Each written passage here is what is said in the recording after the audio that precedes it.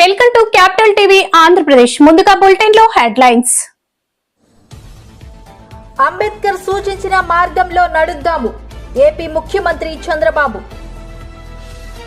మంగళగిరి ప్రజలకు ఇళ్ల పట్టాలను పంపిణీ చేసిన మంత్రి లోకేష్. ఘనంగా డాక్టర్ బిఆర్ అంబేద్కర్ 134వ జయంతి ఉత్సవాలు. కార్పొరేటర్ తిప్పల వంశీరెడ్డి కామెంట్స్. అక్కడమ్మాయి ఇక్కడబ్బాయి చిత్రం ఆద్యాంతం సినిమా హాల్లో నవ్వులు పూయిస్తుంది హీరో.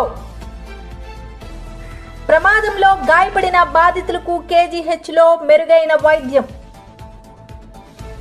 ఒక డెడ్ బాడీ కుళ్ళిపోయిన స్థితిలో ఉందని మాకు సమాచారం వచ్చింది. దాని మీద మేము ఇమీడియట్ గా వెళ్ళడం జరిగింది. రాజ్యాంగ నిర్మాత భారతరత్న డాక్టర్ బిఆర్ అంబేద్కర్ జయంతి సందర్భంగా పలువురు రాజకీయ ప్రముఖులు నివాళులు అర్పిస్తున్నారు. అంబేద్కర్ సూచించిన మార్గంలో నడుద్దామని ఏపీ ముఖ్యమంత్రి చంద్రబాబు అన్నారు. ఈ సందర్భంగా అంబేద్కర్ సేవలను సీఎం చంద్రబాబు స్మరించుకున్నారు. ఆదాయం పెరగాలి, వాళ్ళ జీవితాల్లో సెటిల్ కావాలి. వాళ్ళందరూ ఎన్ని కుటుంబాలు తీసుకోగలుగుతారు? ఇక్కడ ఇన్ఫ్రాస్ట్రక్చర్ డెవలప్ చేస్తామన్నారు, ఐ ఆపరేషన్ చేస్తారని నాకు తెలుసు.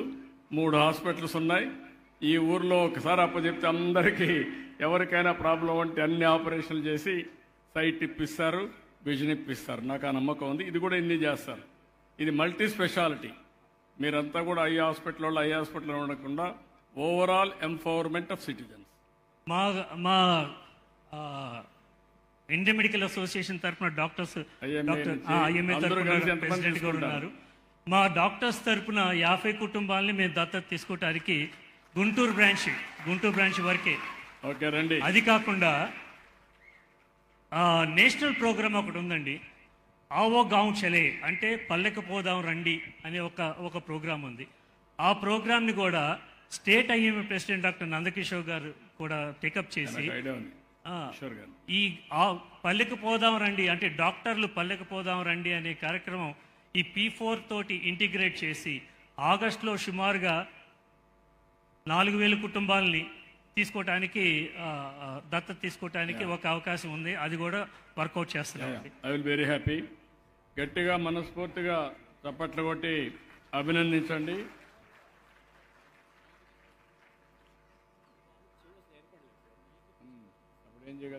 ఇలాంటి వాళ్ళకి బాగా హీరింగ్ ఎయిడ్ ఆపరేషన్స్ మీరు ఎల్ఓసి ఇస్తే మా హాస్పిటల్ తరఫున పూర్తిగా ఉచితంగా అన్ని ఆపరేషన్ చేసి పెడతాను. ఈ బాబుకి ఒక్కడికే కాదు, ఎవరికైనా సరే మీరు ఎల్ఓసి ఇస్తే మా హాస్పిటల్ మందులు అన్ని కాకుండా అన్ని ఉచితంగా ఏర్పాటు చేస్తాను. ఇప్పుడే నేను ఎల్ఓసి ఇచ్చాను, నువ్వు చేసి పెట్టి ఆ బాబును బాగు చేసే బాధ్యత. ఈ బాబే కాదు సార్, రాష్ట్రంలో ఏ బాబుకైనా ఎవరైనా వస్తే పంపిస్తా ఉంటా, ఉచితంగా చేస్తాను. ఇప్పుడు ఈ అబ్బాయిని ఇమ్మీడియట్ గా ఆ తల్లి మీ దగ్గర చేరుస్తుంది, చేర్చి బాగు చేసే బాధ్యత మీది. ఓకే అమ్మా. డాక్టర్ కూడా వచ్చేసాడు, మనం మాట్లాడు. మంగళగిరి ప్రజలకు ఇళ్ల పట్టాలను పంపిణీ చేసిన సందర్భంగా మంత్రి లోకేష్ మాట్లాడుతూ ప్రజల కోసం 5 ఏళ్లుగా కష్టపడి పనిచేశానని, మంగళగిరి అభివృద్ధికి సంబంధించి తన లక్ష్యాన్ని సాధించేందుకు ప్రజల సహకారం అవసరమని తెలిపారు. ఆయన 2019 ఎన్నికల్లో ఓడినప్పటికీ ప్రజల కోసం అనేక సంక్షేమ కార్యక్రమాలు చేపట్టినట్లు గుర్తు చేశారు. ఈ మాట నేను మీకు ఎందుకు చెప్తున్నానంటే, ఈ రోజు మంగళగిరి చేసేది రేపు రాష్ట్రం అంతా చేసే పరిస్థితికి మనందరం వచ్చాం. తల్లి, మన జీవిత ప్రయాణంలో అనేక నిర్ణయాలు తీసుకుంటాం. ఆ నిర్ణయాల పట్ల మన జీవితం నడుస్తుంది.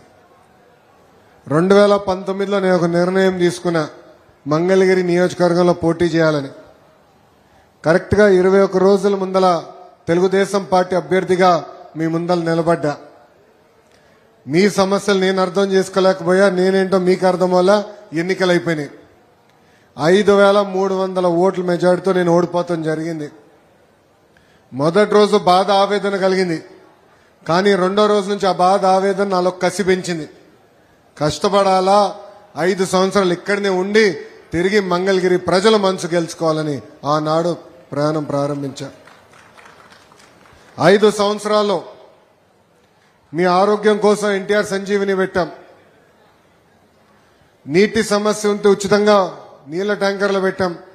మహిళలు సొంత కాలుపై నిలబడాలని కుట్టు ట్రైనింగే కాదు, కుట్టు మెషిన్ ఇచ్చి ఈరోజు పని కల్పిస్తున్నాం. పిల్లలు క్రికెట్ ఆడాలంటే మంగళగిరి ప్రీమియర్ లీగ్ ఏర్పాటు చేశాం. ఇంట్లో పెళ్లి జరిగితే బట్టలు పెట్టాం. కోవిడ్ వస్తే ఏకంగా ఆనాడు ప్రభుత్వం సరిగా స్పందించపోయినా ఆక్సిజన్ సిలిండర్లు కానీ అమెరికా డాక్టర్ల ద్వారా కూడా కన్సల్టేషన్ అందించాం. ఇలా సుమారుగా 26 సంక్షేమ అభివృద్ధి కార్యక్రమాలు ప్రతిపక్షంలో ఉన్నప్పుడు మంగళగిరి ప్రజల కోసం నేను చేశాను.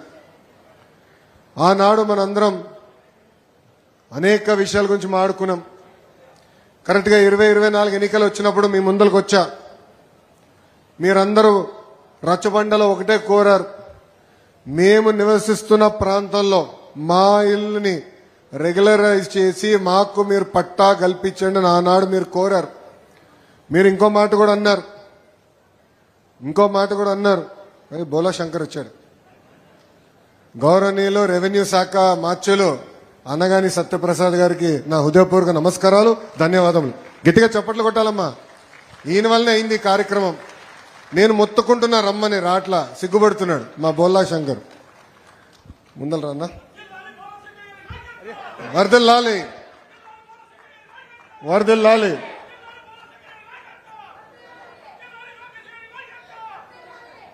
మీ దగ్గరకు వచ్చినప్పుడు మీరు పదే ఒక మాట అన్నారు, ఇక్కడనే మా కుటుంబాలు ఉన్నాయి, స్నేహితులు ఉన్నారు, ఇక్కడి నుంచి పనికి వెళ్తాం కూడా మాకు చాలా సులభంగా ఉండను. ఆనాడు మీకు చెప్పా, అన్నీ నేను ఒకేసారి చేయలేను, కొన్ని సంవత్సరం లోపల చేయొచ్చు, కొన్ని 2 సంవత్సరాలు పడతాయి. అటవీ భూమి అదేవిధంగా చెరువు ఉంటే అది కొంచెం ఎక్కువ సమయం పడుతుందని ఆనాడే హామీ ఇచ్చిన హామీ మేరకు ఈరోజు నేను గర్వంగా చెప్తున్నాను. ఘనంగా డాక్టర్ బిఆర్ అంబేద్కర్ 134వ జయంతి సందర్భంగా ఉత్సవాలు. మహిళలు, కార్మికుల హక్కుల కొరకు అలు పెరగని పోరాటం చేసినటువంటి యోధుడు బాబాసాహెబ్ అంబేద్కర్ జిల్లా కలెక్టర్ ఎంఎన్ హరేందర్ ప్రసాద్ మరియు దక్షిణ ఎమ్మెల్యే వంశీకృష్ణ యాదవ్.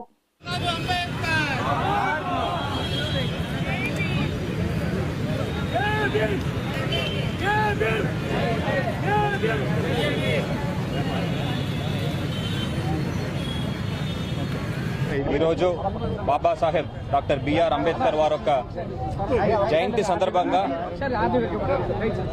విశాఖపట్నం ప్రజల ప్రతి ఒక్కరికి శుభాకాంక్షలు తెలియజేస్తున్నాను. విశాఖపట్నం నగరంలో బాబాసాహెబ్ యొక్క విగ్రహానికి మర్యాద చేయడం జరిగింది. రాష్ట్ర ప్రభుత్వం దీని యొక్క స్టేట్ ఫెస్టివల్గా అనౌన్స్ చేయడం జరిగింది. దీని మేరకు ప్రతి జిల్లాల్లో కూడా ఇలాంటి వేదికలు జరుపుకుంటున్నాము.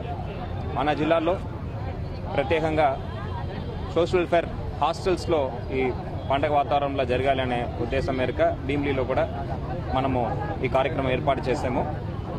రాష్ట్ర ప్రభుత్వం గౌరవ ముఖ్యమంత్రి వర్ల ఆదేశాల మేరకు, డిప్యూటీ సీఎం గారు యొక్క ఆదేశాల మేరకు ఎన్నో సంక్షేమ అభివృద్ధి కార్యక్రమాలు చేపడుతున్నారు. గౌరవ డాక్టర్ బిఆర్ అంబేద్కర్ వారి యొక్క కళాన్ని నెరవేర్చడానికి, పేదరికంలో ఉన్న షెడ్యూల్ కులాలు అభివృద్ధి కోసం రాష్ట్ర ప్రభుత్వం ఎన్నో కార్యక్రమాలు చేపడుతుంది. దాంట్లో భాగంగా లైవ్లీహుడ్ డెవలప్మెంట్ కింద వివిధ యూనిట్స్ త్వరలో మంజూరు చేయడం జరుగుతుంది. అంతేకాకుండా పిల్లలకి ఎంటీఎఫ్, ఆర్టీఎఫ్ కూడా 2024-25లో ఆర్టీఎఫ్ కింద దాదాపు 4.8 కోట్లు, ఎంటీఎఫ్ కింద దాదాపు 70 లక్షలు విడుదల చేయడం జరిగింది. ఇంతే కాకుండా ఎస్సీ కులానికి చెందిన పిల్లలకి డిఎస్సి కోచింగ్ కూడా మనము ఇప్పిస్తున్నాము. 250 దాకా మన జిల్లాలో ఇది చేపడుతున్నాము. ఎన్నో మంచి కార్యక్రమాలు చేపట్టి ఈ షెడ్యూల్ కులాల అభివృద్ధి కోసం తప్పనిసరిగా ఆయన ఒక కళని నెరవేర్చడానికి జిల్లా యంత్రాంగం అదేవిధంగా రాష్ట్ర ప్రభుత్వం సిద్ధంగా ఉంది. పూర్తి స్థాయిలో చేస్తామని కూడా ఈ సందర్భంగా తెలియజేస్తూ సెలవు తీసుకున్నాం. నివాళులర్పించడం జరిగింది. ఆయన లేకపోయినా కూడా మన మధ్య ఉన్నట్టుగా భావించి ఇవాళ కలెక్టర్ గారు, యూఎండీ చైర్మన్ గారు, మా ఎమ్మెల్సీ గారు అందరం కూడా ఇవాళ ఈ కార్యక్రమంలో పాల్గొనడం జరిగింది. అంబేద్కర్ గారి యొక్క ఆశయాలు, బడుగు బలహీన వర్గాల ఆశాజ్యోతి, ఆయన స్ఫూర్తి ఇవాళ రాష్ట్ర ప్రభుత్వం కూడా వాడవాడలో ఒక పండుగ వాతావరణంలో ఇవాళ ఈ కార్యక్రమాలు జరుగుతూ ఉన్నాయి. బడుగు బలహీన వర్గాల ధ్యేయంగా, రాజ్యాంగ నిర్మాతగా మా లాంటి వాళ్ళకి ఎంతో ఆదర్శంగా ఇవాళ ఆయన ఇచ్చినటువంటి రాజ్యాంగంలో పొందుపరిచినటువంటి కొన్ని కారణాల వల్ల మాలాంటి వాళ్ళు ఇలాంటి పొజిషన్ కూడా రావడం జరిగింది. కాబట్టి ఆయన యొక్క ఆశయాల కోసం ఇవాళ సీఎం గారు కానీ డిప్యూటీ సీఎం కానీ ప్రతి ఒక్కరు కూడా ఆయన ఆశయాల కోసం పనిచేస్తూ ఉన్నారు. ఆ రోజే ఒక ప్రపంచ మేధావిగా ఆయన తీసుకున్న నిర్ణయాల వల్ల ఇవాళ భారత రాజ్యాంగం ప్రపంచంలోనే నెంబర్ 1గా ఇవాళ అద్భుతంగా ఇవాళ మన అభివృద్ధి చెందుతూ ఉన్నామంటే ఆయనే కారణం. కాబట్టి ఆయనకి ఘనంగా నివాళులు అర్పించి ఆయన ఆశయాల కోసం ఇక్కడున్న ప్రతి ఒక్కరం కూడా కృషి చేస్తాం. ఇవాళ రాష్ట్ర ప్రభుత్వం కూడా ఇవాళ సంక్షేమ పథకాలు కానీ ఓ పక్క అభివృద్ధి కానీ అన్నీ కూడా సమపాల్లో తీసుకెళ్తూ ఆయన ఏదైతే ఆదేశించారో వాటి ఆ పరిధిలోనే ఇవాళ ఈ కార్యక్రమాలు జరుగుతూ ఉన్నాయి. కాబట్టి రానున్న రోజులు ఇంకా ఆయన ఆచరణ మా మాట నిలబెట్టుకున్నాం. అక్కడ అమ్మాయి ఇక్కడ అబ్బాయి చిత్రం ఆద్యంతం సినిమా హాల్లో నవ్వులు పోయిస్తుంది. హీరో ప్రదీప్ మాచిరాజు. ఇక్కడ అబ్బాయి దీపికా పిల్లి కథానాయిక, దర్శకద్వయం నితిన్ భరత్ దీనిని రూపొందించారు. శుక్రవారం ఈ చిత్రం ప్రేక్షకుల ముందుకు వచ్చింది. తాజాగా ఈ సినిమా సక్సెస్ టూర్ నగరంలో జరిగింది. అనంతరం దస్పల్లా హోటల్లో జరిగిన మీడియా సమావేశంలో పాల్గొన్న ప్రదీప్ ఆసక్తికర వ్యాఖ్యలు చేశారు. తమ చిత్రానికి సపోర్ట్ చేసిన మహేష్ బాబు, రామ్ చరణ్కి ధన్యవాదాలు చెప్పారు. ఈరోజు మాకెంతో సంతోషంగా ఉంది. ఏప్రిల్ 11వ తేదీని మా జీవితాల్లో మర్చిపోలేం. మా చిత్రాన్ని ప్రేక్షకులు ఆదరించిన రోజు అది.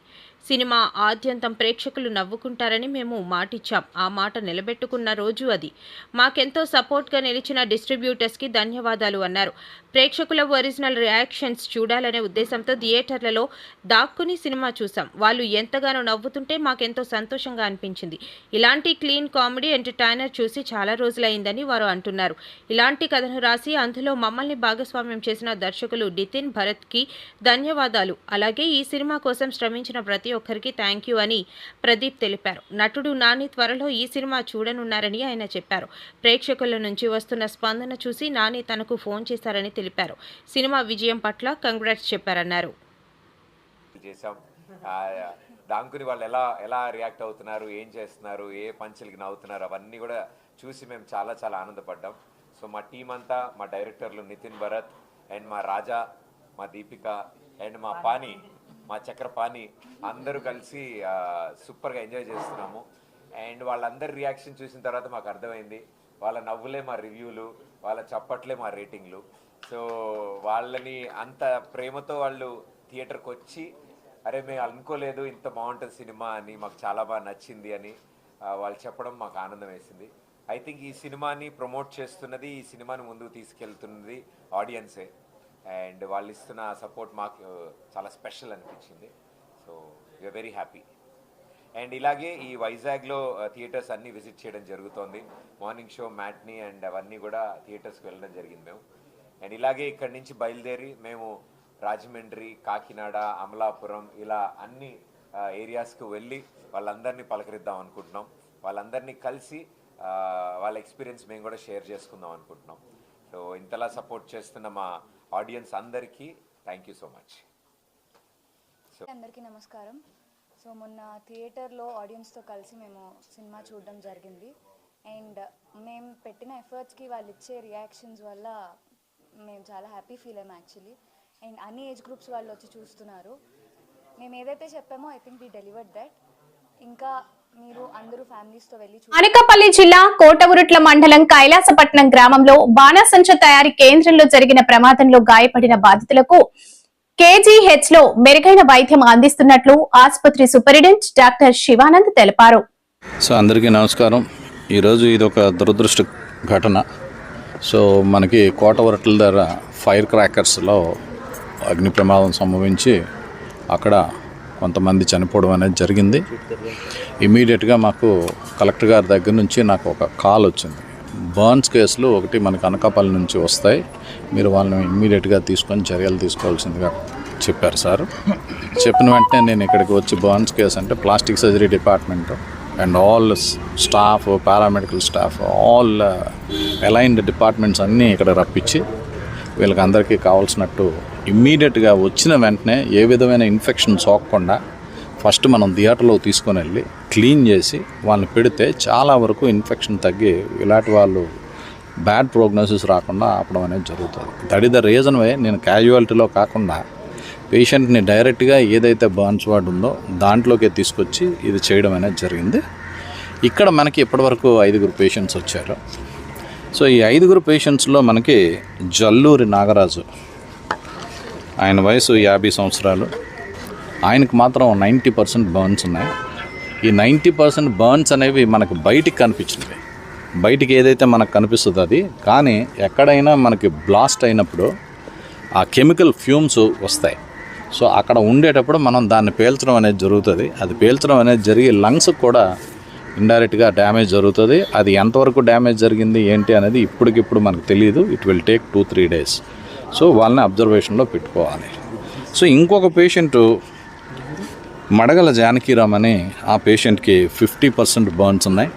సో ఆయన కూడా ఇప్పుడు డ్రెస్సింగ్ అదంతా అవుతుంది, తీసుకొచ్చి మనం వారికి సరైన ట్రీట్మెంట్ ఇవ్వడం అనేది అయితే డెఫినెట్గా మేము సత్వరమే అందిస్తున్నాం. ఇంకొక పేషెంట్కి మనకి 30% బర్న్స్ ఉన్నాయి. ఈయన సియాదుల గోవింద్, మేల్ 45 years. ఈయనకి 30% బర్న్స్ ఉన్నాయి. కానీ ఎక్స్టర్నల్ బర్న్స్ 30% అనే మనం అనుకుంటున్నాం. ఇప్పుడే చెప్పాను మీకు, కెమికల్ ఫ్యూమ్స్ లంగ్స్లోకి వెళ్తే ఆ ఇంటర్నల్ డ్యామేజ్ ఎంతో మనకు తెలియదు. సో వీళ్ళందరినీ అబ్జర్వేషన్లో పెట్టి మనం వాళ్ళకి కావాల్సిన ట్రీట్మెంట్ ప్లాస్టిక్ సర్జరీ డిపార్ట్మెంట్లో బర్న్స్ వార్డులో పెట్టి సత్రమే వాళ్ళకి ఏం కావాలో అవన్నీ ట్రీట్మెంట్ అంతా మేము ఇవ్వడం అనేది ఆల్రెడీ అయిపోయింది. వచ్చిన పేషెంట్ని వచ్చినట్టు ఇమీడియట్గా థియేటర్కి షిఫ్ట్ చేసి మనం దానికి కావాల్సినవన్నీ చేయడం అనేది జరిగింది. ఇంకా మిగిలిన 2 పేషెంట్స్ ఉన్నారు. వాళ్ళు రేలంగి సంతోషి, 39 సంవత్సరాలు. ఈవిడికి బర్న్స్ అయితే లేవు, కానీ ఆవిడికి కాలు ఇరిగిపోవడం అనేది జరిగింది. సో ఇది ఆర్థోపెడిక్ సర్జన్ వచ్చి వాళ్ళు అడ్మిట్ చేసుకొని ఇది ఆర్థో డిపార్ట్మెంట్కి వెళ్తుంది. ఇంకొక పేషెంటు వేలంగి సరోని, 18 years ఫీమేల్. ఈవిడికి కూడా బర్న్స్ లేవు. సో సింపుల్ ఇంజరీస్తో ఈవిడ బయటకు వచ్చింది. సో ఇది కూడా మనం ఒక 2-3 days అబ్జర్వేషన్లో ఉంచుతాం. అందరినీ అబ్జర్వేషన్లో ఉంచి వాళ్ళకి సరైన వైద్యం ఇచ్చి ఫ్యూచర్గా ఏం ప్రాబ్లమ్స్ వస్తాయి, ప్రోగ్నోస్ ఇదంతా డెఫినెట్గా అందరికీ మేము వీడియో కౌన్సిలింగ్ ద్వారా పేషెంట్ తాలూకు అటెండెన్స్కి క్లియర్ కట్గా ఏమేమి జరుగుతుంది ఏంటి అనేది ఇక్కడ వీడియో కౌన్సిలింగ్ అనేది నేను పెట్టాను. ఇది పేషెంట్ తాలూకు అటెండెన్స్ కంపల్సరీ మనం ప్రోగ్నోస్ చెప్పాలి, బ్యాడ్ కేసులకి అన్నిటికీ చెప్పాలని ఆ వీడియో కౌన్సిలింగ్ ద్వారా పేషెంట్ తాలూకు అటెండెన్స్కి ప్రోగ్నోసిస్, వాళ్ళు ఎంతవరకు రికవర్ అవుతారు, ఎంతవరకు పాసిబిలిటీ ఉంది, ఇవన్నీ మేము చెప్పడం అనేది జరుగుతుంది. ఇదే రిపోర్ట్స్ మేము హైయర్ అఫీషియల్స్ కూడా డెఫినెట్గా ఇవన్నీ నేను కలెక్టర్ గారికి, మా డిఎంఈ గారికి, హెల్త్ మినిస్టర్ గారికి కూడా ఇవన్నీ మేము పంపిస్తాం. పంపించి తగిన చర్యలు ఈ పేషెంట్స్కి కావాల్సింది మేము చేసుకుంటాం. కొమ్మాది అడవి ప్రాంతంలో గుర్తించిన మృతదేహం వివరాలను ఆదివారం సీఐ బాలకృష్ణ వెల్లడించారు. గ్రామస్తుల ద్వారా సుమారు 2 కిలోమీటర్ల దూరంలో కూలిపోయినటువంటి మృతదేహం ఉంది అని సమాచారం వచ్చిందని అన్నారు. ఉదయం 8 గంటలకు మాకు కొమ్మాది గ్రామస్తుల ద్వారా కొమ్మాది నుంచి సుమారు 2 కిలోమీటర్ల దూరంలో అడవిలో ఒక డెడ్ బాడీ కుళ్ళిపోయిన స్థితిలో ఉందని మాకు సమాచారం వచ్చింది. దాని మీద మేము ఇమీడియట్గా అక్కడికి వెళ్ళడం జరిగింది. అక్కడికి వెళ్ళి అంత పరిశీలించి చూసిన తర్వాత బాడీని మేము పరిశీలించి కేజీసీకి తరలించాం. ఈ దర్యాప్తులో భాగంగా ఈరోజు మాకు ఆ చనిపోయిన వ్యక్తి చుక్కాల తాతబాబు, 60 సంవత్సరాలు, పద్మశాలి క్యాస్ట్, ఇక్కడ మన మధురవాడ ఆయననే తెలిసింది మాకు. గతంలో జనవరి 20వ తారీఖున ఈయన ఇంటి నుంచి వెళ్ళిపోయారు. అప్పుడు ఆ తర్వాత మేము అతను వెతికిపెట్టి వాళ్ళ తల్లిదండ్రులకు అప్పచెప్పడం జరిగింది. ఈ వ్యక్తికి చిన్న యాక్సిడెంట్ జరిగినప్పుడు బ్రెయిన్లో ఏదో జరగడం వల్ల చిన్న మెంటల్ డిజార్డర్ కూడా ఉంది. ఆ మెంటల్ ట్రీట్మెంట్ కూడా పొందుతున్నాడు. ప్రస్తుతానికి వాళ్ళ భార్య, పిల్లలందరూ కూడా ఆయన్ని చూసి గుర్తుపెట్టారు. తదుపరి పంచనామా నిర్వహించి వాళ్ళ బాడీ వాళ్ళకి అప్పగిస్తాం.